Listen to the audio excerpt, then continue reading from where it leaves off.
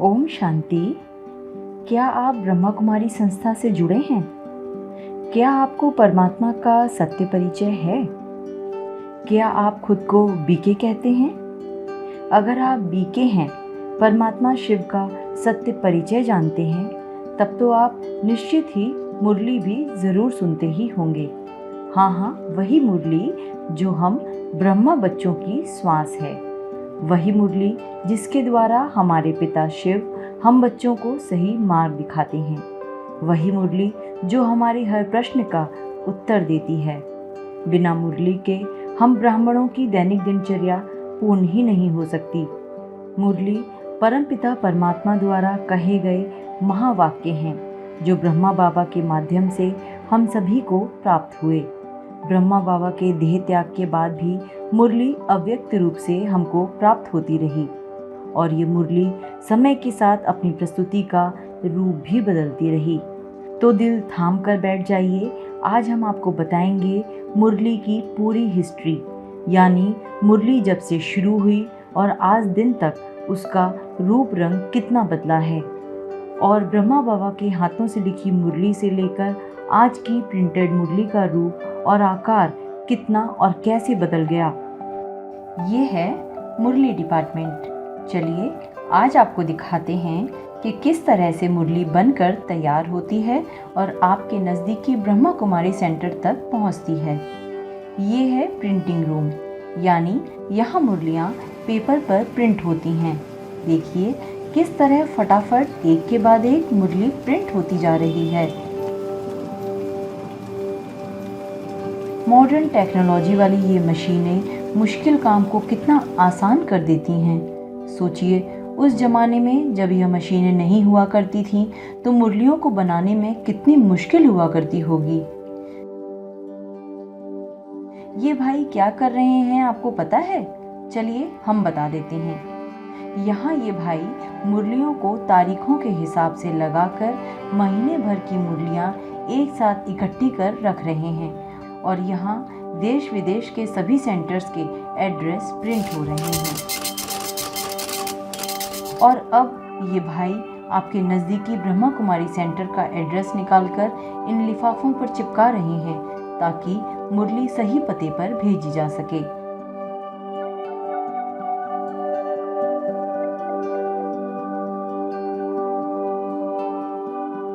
यहाँ चारों ओर मुरलियों से भरे थैले पोस्ट के माध्यम से डिस्पैच के लिए तैयार रखे हुए हैं।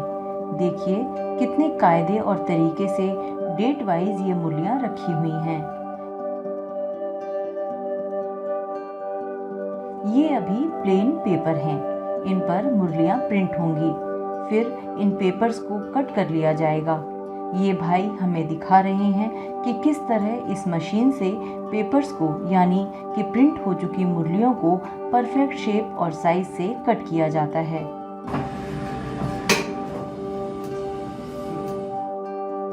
प्रिंट और कटिंग के बाद अब ये मुरलियों को परफेक्ट शेप में फोल्ड किया जा रहा है।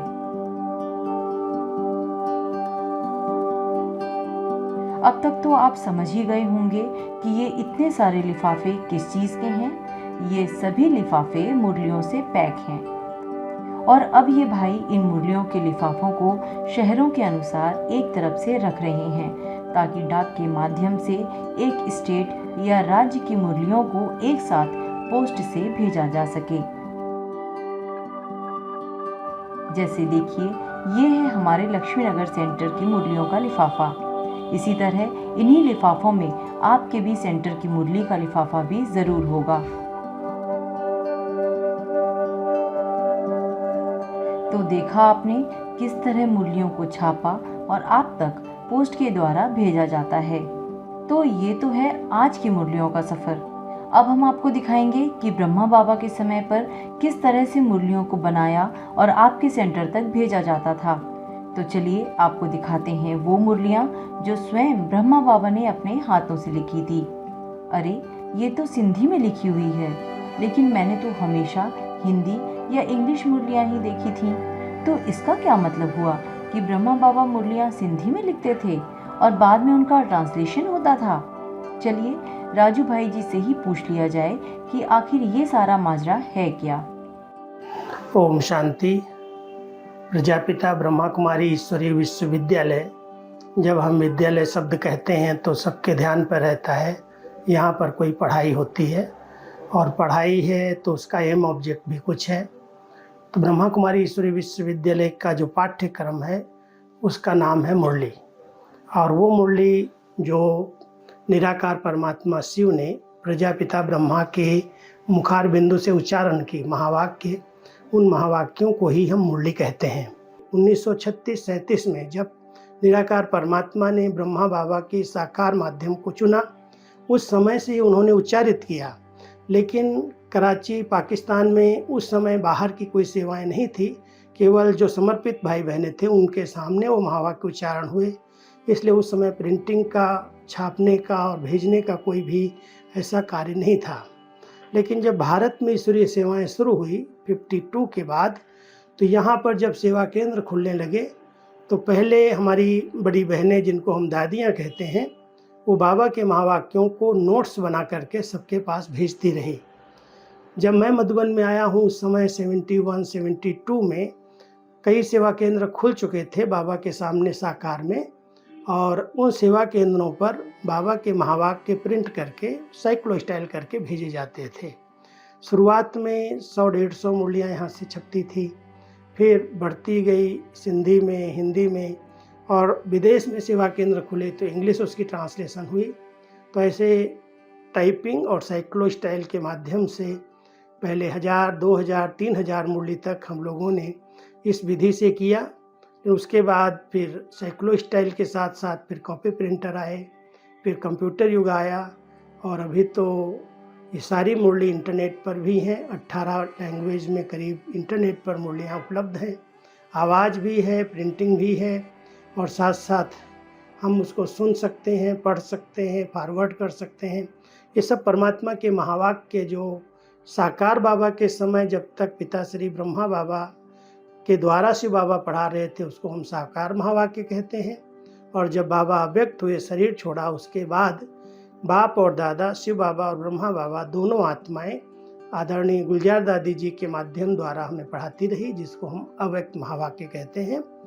ये सभी पढ़ाई का पूरा डिस्कोर्स 1936 से प्रारंभ हुआ, और 2017 तक हमें ये ईश्वरीय महावाक्य परमात्मा के द्वारा मिलते रहे।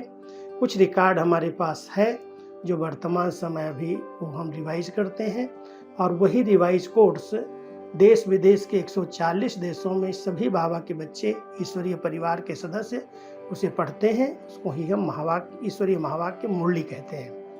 जो महावाक्य यहाँ हेडक्वार्टर में हमें सुनाए जाते हैं वो मैं 3 महीने 2 महीने पहले से ही तैयार करके सभी सेवा केंद्रों पर भेजता हूँ। इसलिए एक साथ जो हमारा परिवार है करीब 10-12 लाख जो इस महावाक्यों को पढ़ता है, उसके आधार से अपना जीवन श्रेष्ठ बना रहा है, वो सब पहले से ही यहाँ से प्रिंट होते हैं, जाते हैं, ईमेल किए जाते हैं, और उसके बाद ही तिथि वाइज वो महावाक्य रिवाइज होते हैं।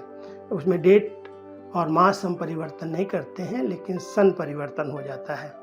तो यही महावाक्य जो साकार और अव्यक्त हैं उसको मुरली कहते हैं, और वही मुरली इस ईश्वरीय विश्वविद्यालय के विद्यार्थियों के लिए एक मार्गदर्शन है, और वो हमारे इस जीवन की आध्यात्मिक उन्नति का मार्ग प्रशस्त कर रही है। ईश्वरीय महावाक्य हमने ये सेवा 76 से प्रारंभ की। मैं 72 में समर्पित हुआ, उसके बाद मैंने यहाँ ही सिंधी भाषा सीखी, फिर टाइप सीखी, उसके बाद 76 में पूरी डिपार्टमेंट मेरे हाथ में आई। जब सेवा केंद्र बढ़ने लगे और हमारी नियमित बहनें जो छोटी छोटी उम्र में छोटी हैं, और क्लास उनके पास बहुत पढ़ा लिखा आता है, विद्वान हैं, बहुत अच्छे पोस्ट वाले आते हैं, तो उनको कैसे सुनाया जाए, उसका क्या सही रूप हो, उसमें सार क्या है, उसका बाबा क्या कहना चाहते हैं, वो हमें दादी जी गाइड करती रही कि ये हेडिंग में लिखो, ये प्रश्न उत्तर में लिखो, ये धारणा में लिखो। तो ये जितनी भी साकार बाबा की मुरलियाँ चल रही हैं उनमें क्वेश्चन आंसर आते हैं, हेडिंग आती है, उसकी धारणा का सार आता है, वो उसी मुरलियों के महावाक्यों से ही हम चुनते हैं, निकालते हैं। वरदान और स्लोगन जो हैं वो अव्यक्त महावाक्यों की, जो बाबा के महावाक्य अव्यक्त रूप में चले हैं, उनसे ही निकाले जाते हैं, और वो सब सेवा दादी जी ने मुझे निमित्त बनाया और मैं ही करता हूँ। तो ये तो आपने जाना कि सिंधी मुरली को किस तरह अलग अलग भाषाओं में ट्रांसलेट किया गया।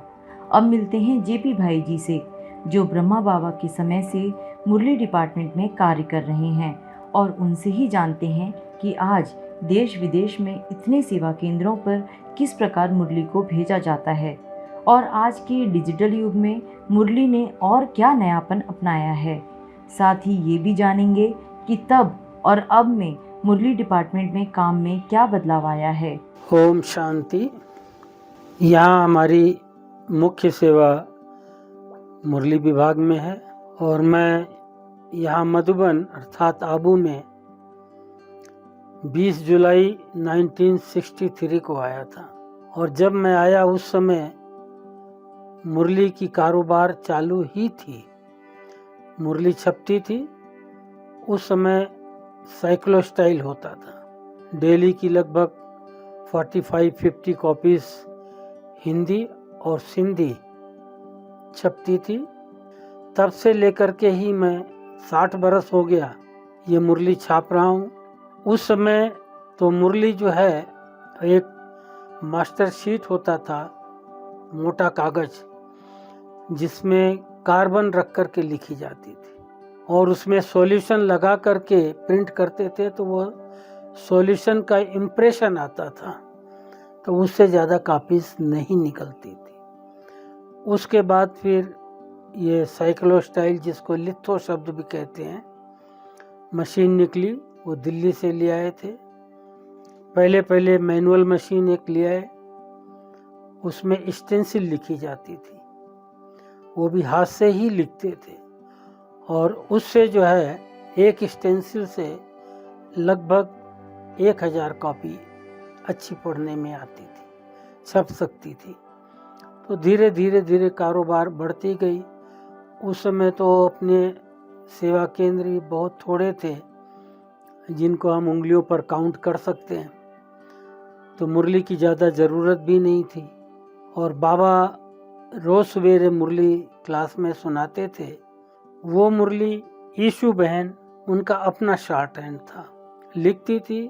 उसके बाद क्लास के बाद वो फेयर करती थी और उनका फेयर किया हुआ नोट्स जो है पहले मामा पढ़ती थी। उसमें अगर कोई करेक्शन है तो करेक्शन करते थे। वैसे तो करेक्शन कुछ होता नहीं था, लेकिन कभी ईशु बहन के लिखने में कोई शब्द ऊपर नीचे हो जाए, उस चीज़ का करेक्शन, क्योंकि बाबा की जो मुरली है उसमें तो हम कुछ करेक्शन कर नहीं सकते। वो मुरली फिर लिखी जाती थी हाथ से और उसके बाद वो छपती थी। बाद में इलेक्ट्रिक मशीन आ गई, 1 मशीन, 2 मशीन, 3 मशीन। उस पर लगभग 3-3,500 मुरली साइक्लोस्टाइल होती थी रोजाना की। जैसे जैसे अपने सेवा केंद्र बढ़ते थे, मुरलियों की डिमांड बढ़ती जाती थी, लेकिन वो 3 बार स्टेंसिल हाथ से लिखा जाता था। उसके बाद टाइपराइटर आ गया, टाइप होने लगी। फिर उसके बाद 93 से अभी जो हमारे पास मशीन है, इसको कहते हैं इलेक्ट्रॉनिक प्रिंटर, कॉपी प्रिंटर। तो इसमें तो जितना चाहिए, इसमें भाषा का सवाल नहीं है। जो भाषा हाथ से लिख दें या टाइप कर दें या कंप्यूटर में टाइप करके कंप्यूटर लेज़र प्रिंटर से ले करके उससे मास्टर बन जाता है। और एक मास्टर से लगभग 7-8 हज़ार कापी आराम से निकल जाती है। तो आज की तारीख में एक दिन की मुरली 20,000 प्रिंट होती है। और अपने भारत में तथा विदेशों में सभी जगह पर मैनुअल, जो पोस्ट ऑफिस की पोस्ट है, उसके द्वारा सब जगह भेजते हैं। वैसे तो अभी सब इलेक्ट्रॉनिक सिस्टम निकल आया है, टेक्नोलॉजी बढ़ गई है। मुरली जो है कोई यूट्यूब पर भी डाल देते हैं, या अभी तो फैक्स सिस्टम लगभग ख़त्म हो चुका है, नहीं तो बीच में फैक्स भी कर दिया जाता था, जो जिसको रोज़ाना की मुरली ताज़ी मिल जाए। और आजकल तो सब लाइव भी सुन सकते हैं मुरली, लेकिन क्लास में सुनाने के लिए कोई मोबाइल में बैठ करके मुरली नहीं सुनाई जाती है। हाथ में पन्ना लेकर के छपा हुआ जो होता है उसका कुछ रस ऐसा बैठा हुआ है शुरू से लेकर के कि जब तक पन्ना लेकर मुरली ना पढ़ें, क्लास में ना सुनाएं, तब तक सुनाने वाले को भी और सुनने वाले को ऐसा महसूस ही नहीं होता है कि हमने जैसे कि कोई मुरली सुनी है। लगभग 25 साल पहले की बात है। जानकी दादी को ऐसा विचार आया कि जबकि अब मुरली साकार में ब्रह्मा बाबा तो नहीं है जो आज चलाएंगे, कल परसों वो छपेगी, 2-3 दिन की बाद उनकी मुरली एक साथ कलेक्ट करके फिर पोस्ट करेंगे, तो नेचुरल है वो 10-12 दिन लेट हो जाती थी।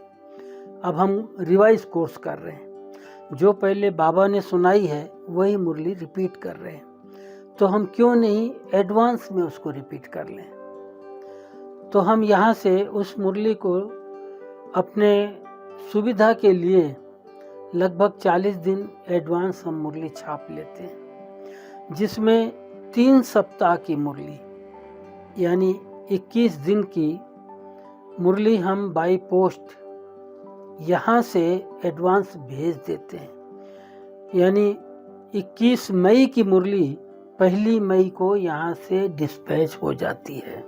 विदेशों में भी अभी तक भी कई जगह जो है बाई पोस्ट जाती है। कुछ ने अपनी बंद करा दी है, वो नेट से ले लेते हैं। जैसे पूरे नेपाल में तो अभी भी बाई पोस्ट जाती है, अमेरिका वगैरह, जर्मनी सब जगह जाती है पोस्ट, अफ्रीका भी जाती है, ऑस्ट्रेलिया भी जाती है। लेकिन उन्होंने क्वांटिटी कम कर दिया है। एक तो एक्सपेंडिचर काफ़ी लग जाता है और उनको 1-2 कॉपी वहाँ मिल जाती है, तो उससे वो आगे जिसको ज़रूरत है मल्टीप्लाई कर लेते हैं। कई वहाँ मोबाइल में भी पढ़ लेते हैं, कईयों के पास कंप्यूटर है तो उससे भी वो कॉपी डाउनलोड कर लेते हैं। लेकिन वो थोड़ा साइज़ में फ़र्क होता है, इसलिए हर एक को ये मुरली तो चाहिए। तो जब ये मुरली पहुंच जाती है तो सभी उससे जेरक्स करके मल्टीप्लाई कर लेते हैं, जिसको जितनी ज़रूरत होती है ले लेते हैं। ऐसा भारत में भी कई सेवा केंद्र हैं, कईयों के पास, जैसे अहमदाबाद है, दिल्ली है, वाराणसी है, उनके पास अपनी जेरक्स मशीनें हैं। तो जो भाई बहन क्लास में आते हैं, कई चाहते हैं कि मैं घर में ले जाऊं, मुरली की स्टडी करूं, तो बहनें उनको जेरक्स करके कॉपी देती हैं। कई अपनी गीता पाठशालाएं हैं जिनको यहाँ से मुरली नहीं जाती है, यहाँ से सिर्फ उनको जाती है जिन्होंने सेंटर्स या सब सेंटर्स, सेवा केंद्र, उप सेवा केंद्र आबू से, मधुबन हेडक्वार्टर से रजिस्टर्ड करा रखा है।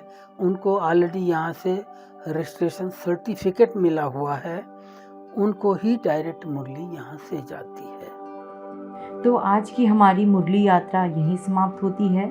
ओम शांति।